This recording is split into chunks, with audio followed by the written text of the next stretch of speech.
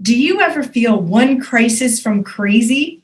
Our guest tonight is here to share some tips on what to do if that happens. She's a motivational speaker. She's an executive leader. She is a retreat leader, and she's an amazing woman overall. And she's here tonight on the Goddess Power Show with Elizabeth Ann Atkins to help you boss up to live bigger, better, and bolder. It's my honor to introduce my dear friend, the amazing Joy D. Calloway, who is also interim CEO of Planned Parenthood of Greater New York. She's one of my favorite people because she's so dynamic and energetic, and I always learn new things from her. Her name is Joy D. Calloway. Welcome, Joy. Thank you so much, Elizabeth. You are one of my absolute favorite people, so the mutual love fest has begun. Thanks for having me. Whoa! So you are the perfect guest here on the Goddess Power Show. I'm Elizabeth Ann Atkins, Joy D. Calloway. We are going to lay it out right now. She's going to share her tips. Can you not even imagine what she's going to say? One crisis from crazy. I mean, so powerful, and if you see her speak, you'll just be captivated. So, Joy, let's do this. Thank you. Absolutely. Thank you. I figure probably the best way to start is to answer the question that people often ask me. What does that mean? What does it mean to be one crisis from crazy? Mm-hmm. Right? And so I explain to people that this is my passion project. This is my heart. You know that I'm into healthcare administration and I speak and I write, but this concept of understanding what it means to be everything to everyone else, looking fabulous, showing up fabulous. When I work with women's groups, I say we've got the right house, the right husband, the right heels, the right handbag. And yet, with all of that, as fabulously as we show up, there's something missing, there's something broken, there's something hurting inside. That's one crisis from crazy. I talked with a leadership group the other day, and all of these people who are working in technology, and they have all of these people that look up to them and look to them for guidance and direction and help to move them through their career. This was their time just to be within themselves, and they brought me in to walk them through the one crisis from crazy experience. You'd be amazed at how much pain and anguish and depression and stress and anxiety, nervousness are in these people who every day have to show up as if they have all the answers in the world. So one crisis from crazy is really, I consider it an experience, dare I say spiritual. It is educational. It is a space that we create where we deal with mental and emotional wellness and distress. Mm-hmm. It's about being transparent in community. It's about coming from behind the curtain. We talk a lot about the Wiz or the Wizard of Oz, depending on your age group. It's about destigmatizing the conversation. It's about being both fabulous and flawed and being okay with that. It's about toppling the excuses that say, I don't need help, I don't need to talk to anybody, I'm okay. It is really, and it's still May, right? It's still May, National Mental Health Awareness Month. So we're all saying it, those of us in this work, it's okay not to be okay. Yes, yes. And especially in this time we find ourselves, we are in multiple, thankfully we're starting to come out, but we've been in layered pandemics. Mm-hmm. It's not just about Corona, right? Mm-hmm. We've been in layered pandemics, and what that does to our psyche and our emotions is challenging. So that's why one crisis from crazy is so important to me.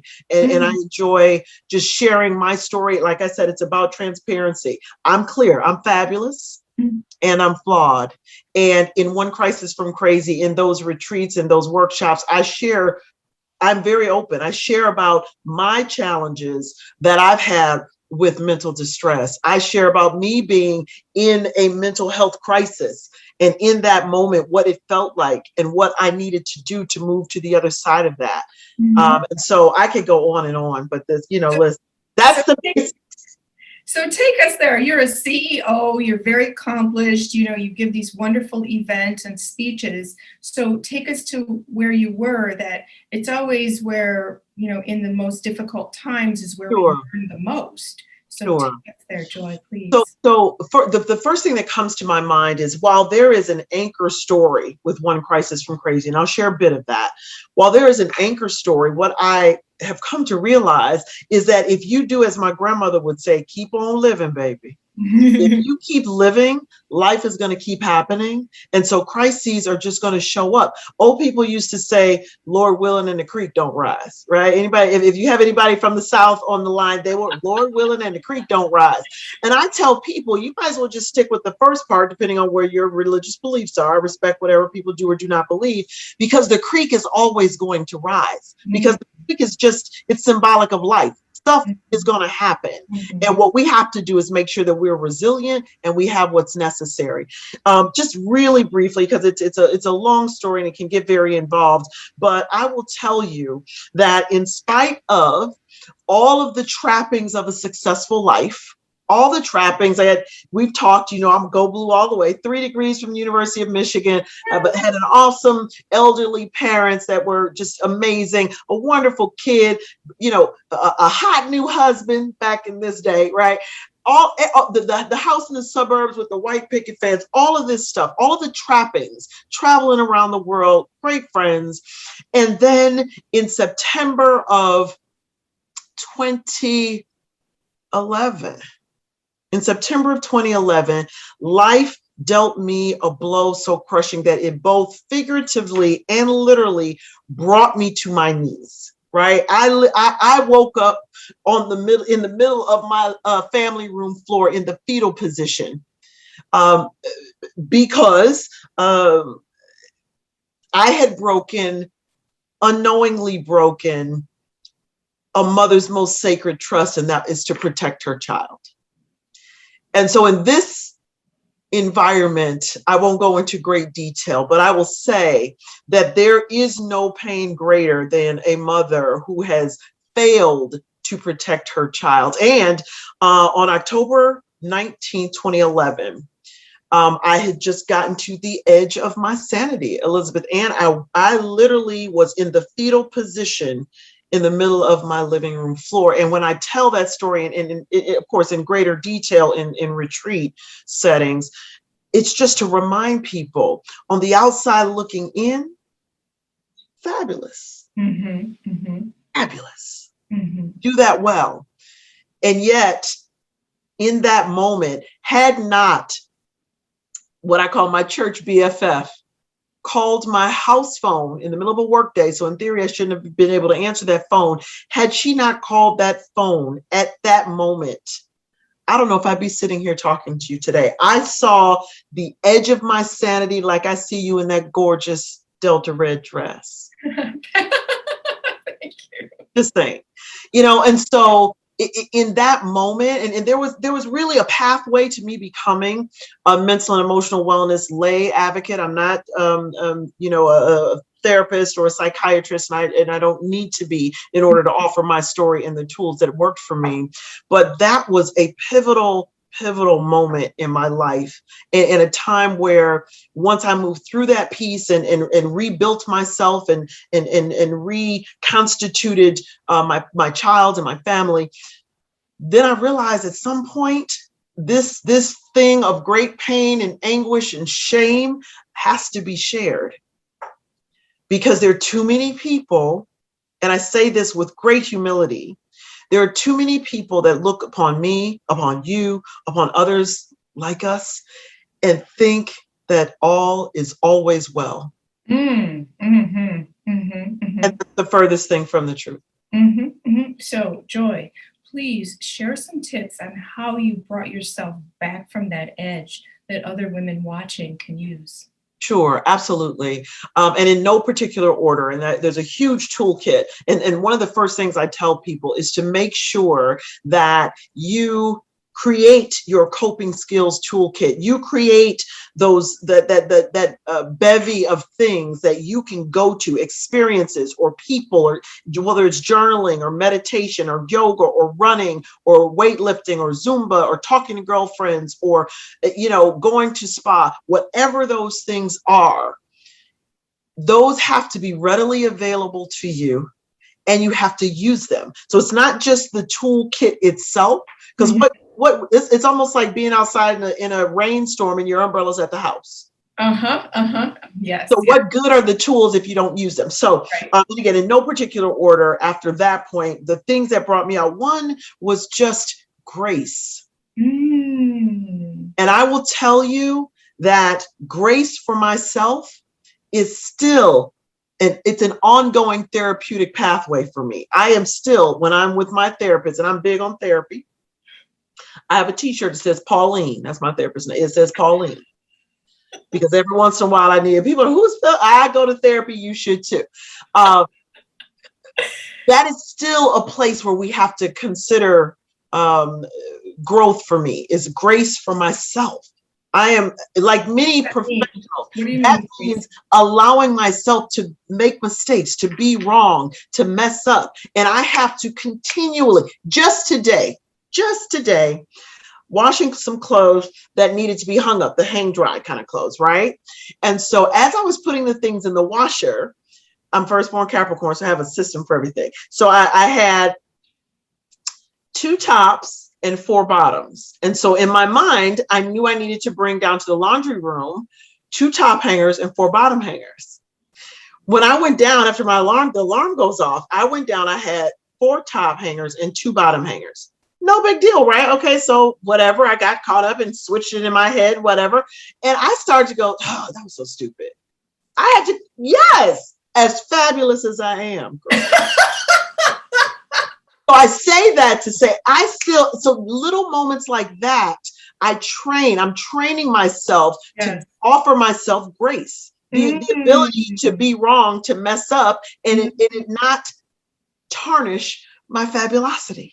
Ooh, fabulosity. I love that. That is so powerful. So grace was the first thing. Grace was definitely the first piece. Life happens, things happen, and no one intentionally, no one in their right mind, because I did work in mental health for many years, no mother in their right mind wakes up in the morning and says, I am choosing not to protect my child today. And so that was the first piece, that grace and that forgiveness of myself. And that is an ongoing. That's an exercise in that forgiveness about that whole situation. And so I would start there. That's the first thing. And it doesn't have to be something of that gravity, but listening to ourselves and listening to how we speak to ourselves. Yes. I mean, if you're going to boss up, if you're going to be a goddess, then you have to talk to yourself like a goddess. Yes. Yes. Not like I started to talk to myself down in the laundry room today. Right. But change starts in the awareness of actually realizing that we tend to talk to ourselves in that way. Absolutely. So that's the first step to changing it. Powerful. Oh my goodness. Absolutely. Yeah. And then I would say, I'm going to go back to the toolkit. A very important part of my coping skills toolkit is my village, the people around me. Right. And knowing that I have we all have a bunch of colleagues and we call people friends and we have all this. We always have people, especially people in the public eye. We have people around us all the time. Right. There have to, though, be people in your life. I call them my 4 a.m. friends. You can call them 4 a.m. and say, I need you. They ask no questions. Wow. They pick up and they get to you. Or they get money out of the ATM in case it's bail that you need, whatever the case may be. Those 4 a.m. friends. But there have to be people in your life with whom you can be completely metaphorically naked, completely transparent, completely authentic. And we often don't have those people. We got a bunch of friends. We got church girlfriends, we got our sorors, we got this, and we got our, all of these people. But who are the people who you can bare your soul to and they not judge you? And they allow you to be there in that nakedness and still love you. Wow. You gotta have those people.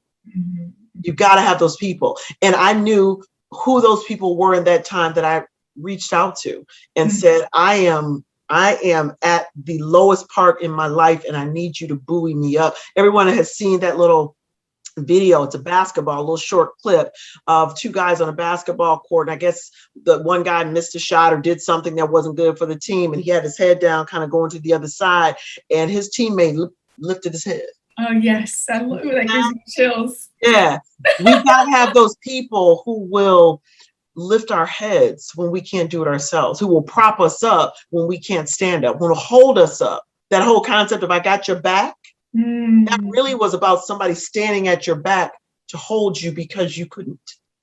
Yes. And so that was another really important, I could go on forever. That experience is still unfolding. The healing from that experience is still unfolding. Those tools are still being used. So I could go on forever, but those two are the first that come to my mind. So these tools, Joy, are things we need to have in place before the crisis happens. Absolutely. Absolutely. Yeah. Yeah. Which means, and knowing, again, I talk about old people and their sayings all the time. You're either in a storm, just out of a storm, or on your way to a storm at all times. Wow. And so in those, as your life ebbs and flows, you have to create that toolkit, create that village. When you don't make a friend when you need a friend. I mean, we learned that in kindergarten. You make those friends early, and then you discern who are those friends. I got different buckets of friends. I got those friends when I want to, hoop it up and holler and kiki and have cocktails and just, paint the town and go nuts and crazy. I've got those friends, right? I have those friends who, if I'm having a professional challenge in my life, who can kind of help me map that out and work my way through. I have those friends who, if I'm having relationship issues, who can kind of talk me through. And, it's important to have those friends. And again, those 4 a.m. friends. Yes, be completely authentic in myself. You got to have them ahead of time. Yeah. So when you need them, you can reach out. I love it. I love it. So Joy. Yes. Friends. Yes. Can you tell the story about when you first met me? You love the story, don't you? It's one of my favorite stories ever. You love the story. And what makes it so much more fabulous is because of how our relationship is today and how much I love, admire, adore, respect you, and that we stay connected. So for your listeners, years ago now, oh my goodness, we got to do some counting to figure out how far back that was now. I think it was 2008, and all those things you described, the feeling is mutual. Well, thank you. And I feel that. Okay. 2008. I am at a dinner, an NAACP dinner, annual dinner in Pontiac, Michigan. I was representing my organization at the time, Oakland Primary Health Services, and we had a table and we're sitting there, and the dais is being seated, and I'm kind of looking from afar. The dais is being seated, and the keynote speaker was clear that you were the keynote speaker, and I leaned over and said to my friend, "What's the white chick doing on the stage? Like, who's the white chick? Who is she?" Again, we all have things to offer to the world. At the NAACP dinner, I just kind of wanted the speaker to be black. Right. And then you opened your mouth. And I could just hear, and you know how I feel about, us. I can hear the soul, and I can hear the culture, and I can hear the stories that were coming from you, and realize that in addition to being my sister of humanity, because I believe all that, you were my sister. Ooh. Yeah. And I realized just like how dope you totally were. Once you really got up there and you started doing your thing, I'm like, okay, that's a sister. Okay. So that is our story. And I love that. And of course, what did I take away from not only the fact that I have now a lifelong colleague and friend and sister, but just that my penchant toward judging a book by its cover. Yes. That's what I love about this story. Judging a book by its cover. Absolutely. Yeah. So what I also love about that story is that when we met many years later at an event, and I didn't know you'd had this moment, and you shared it with me, it was like, wow.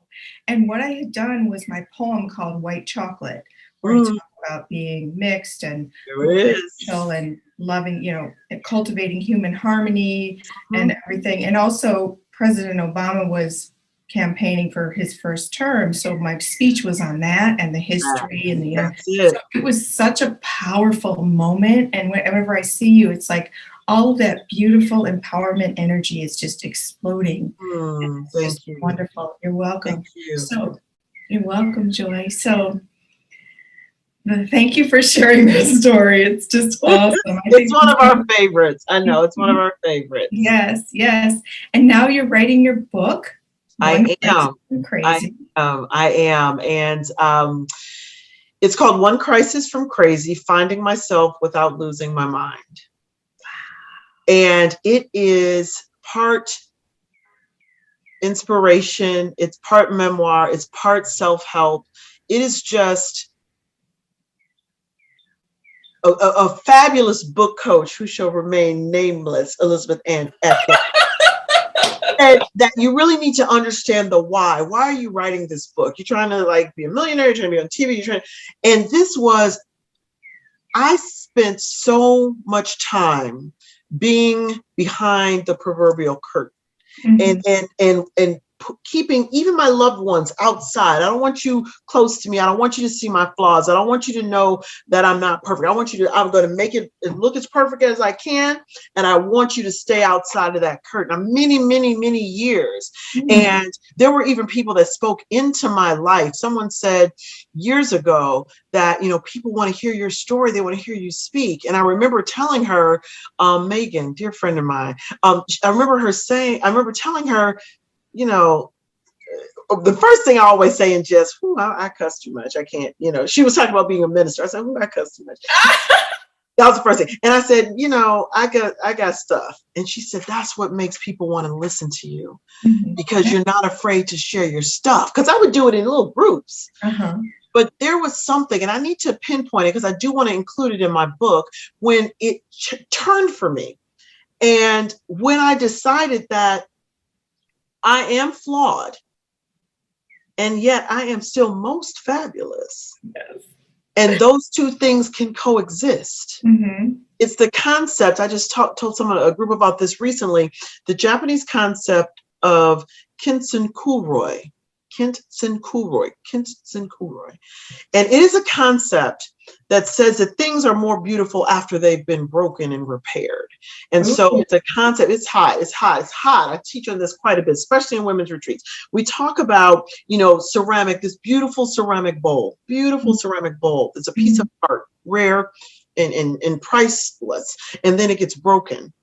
And then there is a practice that the Japanese will put it back together, do a little Humpty Dumpty, put it back together, and then fill the cracks that remain with gold.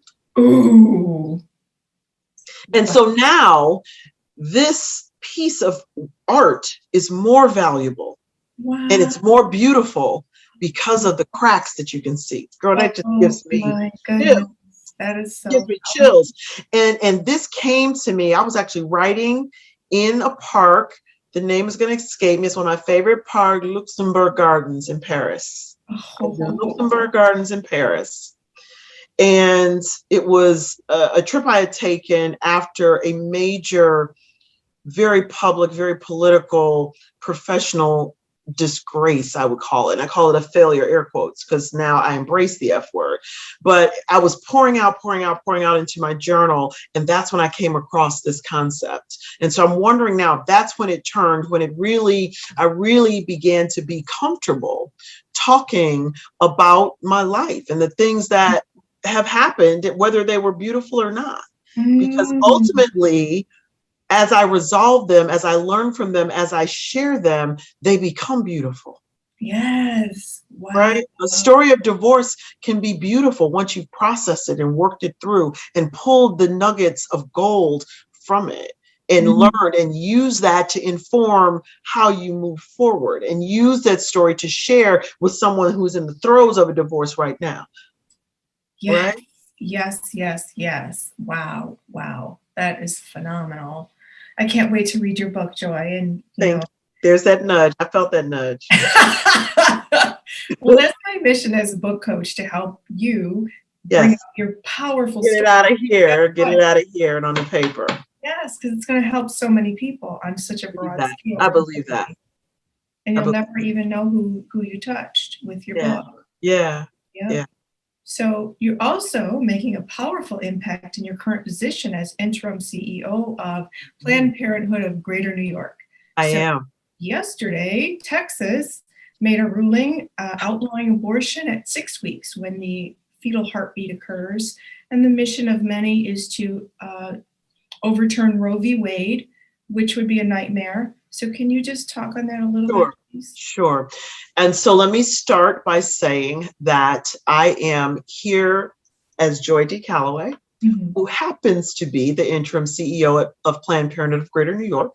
I'm not speaking officially for Planned Parenthood of Greater New York, although my personal views align very well with Planned Parenthood of Greater New York. That said, for any of the attorneys in Zoom, right?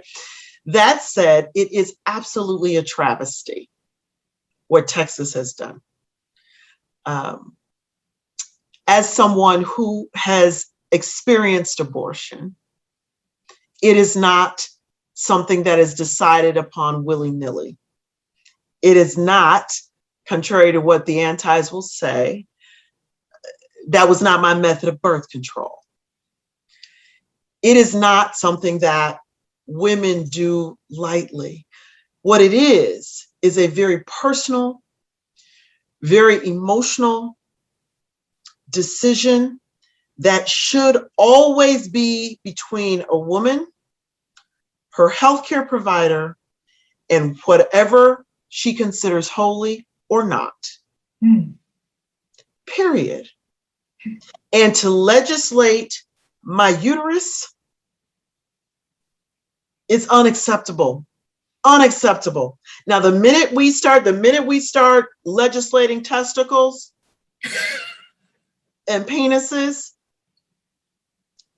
then let's have a conversation. The minute we get to that point. But it is absolutely throwing us into the dark ages. And it's not as if we could outlaw, y'all, whomever it is, could outlaw abortion across this country.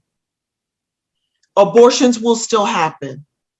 It will go back to the pre-Roe v. Wade days, where women lost their lives because they dared to choose what to do with their own body.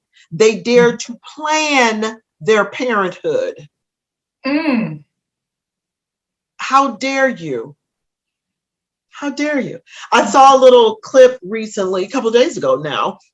It said, okay, 6 weeks is the marker. So child support starts at 6 weeks, right? So all my healthcare coverage is starting at 6 weeks, right? So if that's the marker, there's so many things that go with that our society is never going to do.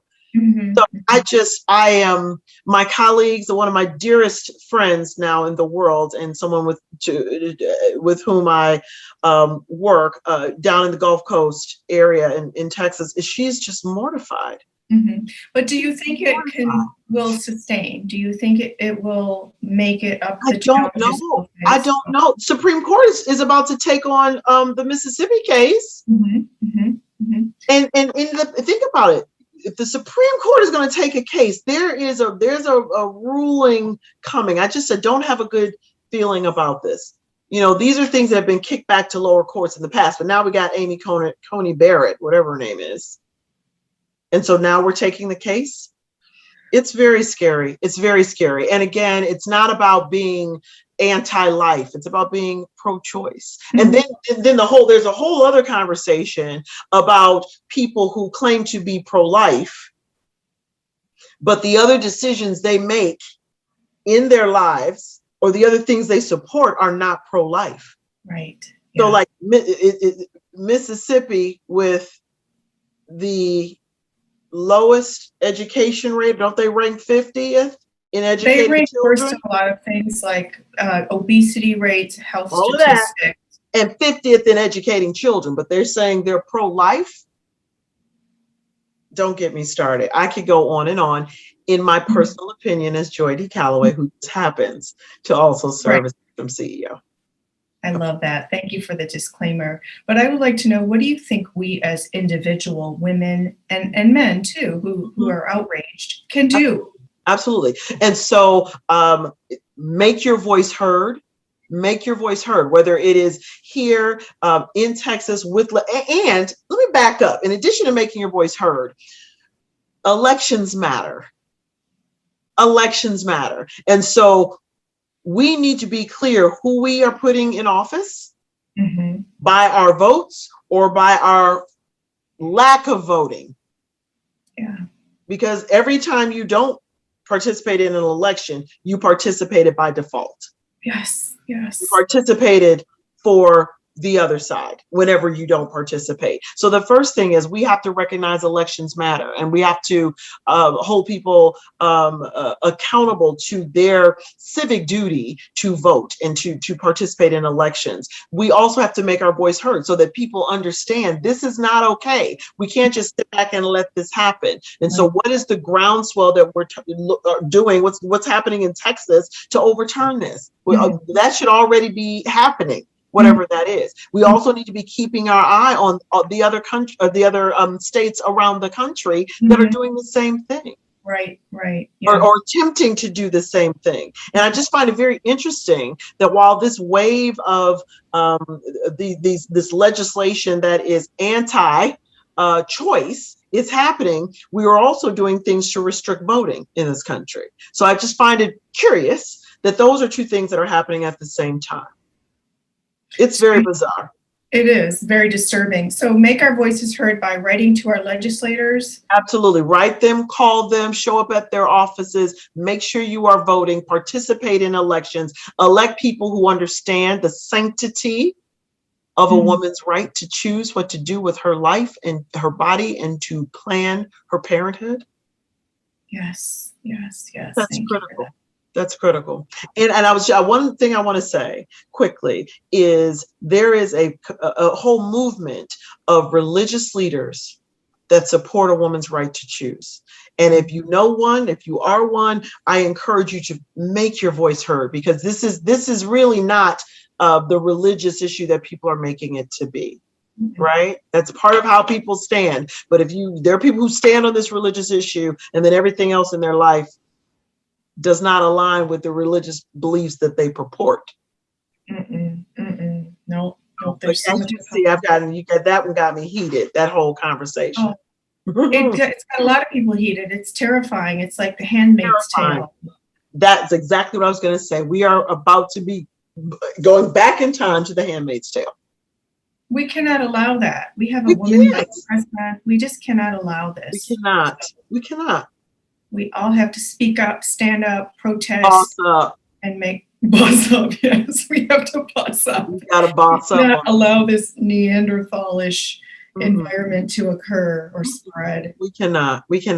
And I'm watching our time, but I know one of the things that people forget, or either they don't know or they choose not to know, is that Planned Parenthood does so much good for people who are uninsured, who are underinsured, who are looking at that may be facing cancer. We do all kind of screening. We do STI testing. We do sexual education. There are so many things. Abortion will always be part of what Planned Parenthood does. And we need to make sure people understand all the other 80% of the work that we do that keeps. I have a friend that is alive today because she was a patient at a Planned Parenthood. Wow. Thank you for sharing that, Joy. Before we go, I would like for you to please describe what you think it means to boss up, goddess. Bossing up means knowing your power, knowing that your power is not diminished because the vicissitudes of life, I have to say that because I'm a preacher's kid, because the vicissitudes of life happen and you have moments of weakness. Bossing up means understanding that you are both fabulous and flawed. Bossing up means that you lift others with you as you climb, that I don't compete against the sister to my left or to my right. I compete with me. Yes. That's what bossing up means to me. Oh, that's beautiful. Love that so much. Yeah. Joy D. Calloway, thank you so much for joining me here on the Goddess Power Show with Elizabeth Ann Atkins. You are amazing. Thank you. It takes one to know one, girl. I appreciate it. Thank Thanks for you. having me. You're welcome. Oh, wait, where can people find you, Joy? People can find me at Joy D. Calloway on Facebook. They can find me at the Joy D on Instagram. I'm Joy D. Calloway on LinkedIn. What have I missed? I'm on Twitter too, but Website. joydcalloway.com. Up anonymous, baby. If you know my name, you can find me. If I'll you put the know my link. name, you can find me. I'll put the link in the description box so people can learn more, maybe invite you to speak I would at a love that. retreat and share your wisdom with everybody to help us all live bigger, better, and bolder. Absolutely. I'd love that. All right. Well, thank you again, Joy. I wish you the absolute best. My pleasure. Good night. Good night. And thank you, all of you, for joining us here on the Goddess Power Show with Elizabeth Ann Atkins, where I help you boss up to live bigger, better, and bolder when I interview amazing women like Joy D. Calloway. Please do hit that like button and subscribe to the channel. Share this with somebody who can be inspired and learn what to do when they feel one crisis from crazy. Please follow me on Twitter at Elizabeth Atkins. And remember, boss up, goddess. You have the power. I'll see you next time.